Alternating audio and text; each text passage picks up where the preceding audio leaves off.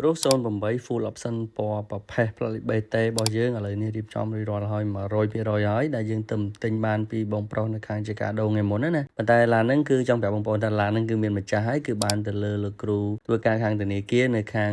ខេត្តតាកែវបាទគាត់បានកក់យើងរួចរាល់ហើយស្អែកជាថ្ងៃនេះគាត់ឡើងមកដកខ្ញុំនឹងមានវីដេអូលម្អិតជូនមកគ្រឿងនេះគឺ Grade A ជូនហើយទៅសារគាត់បានកក់ខ្ញុំតាមអនឡាញបានមុនគេកុំអីគឺយកអត់តាន់ទេមកគ្រឿងនេះខ្ញុំទឹមដល់ចូលមិនតាន់នឹងផុសចូល TikTok ផងក៏មានគាត់កក់បាត់ទៅហើយអញ្ចឹងបងប្អូនដែលតាមដានហុំខាយូរដឹងហើយឡានមកគ្រឿងដែលចេញពីសាច់ដៃរបស់ហុំខាទឹកដៃរបស់ហុំខាបងប្អូនតាមដានខ្ញុំយូរដឹងហើយតាឡានគ្រឿងខ្ញុំរៀបចំយ៉ាងម៉េចឡានមុនទិញចូលខ្ញុំពិនិត្យអីខ្លះអញ្ចឹងមកគ្រឿងនេះគឺ Grade A ហើយបាទសំបី delay សបកកង់ក៏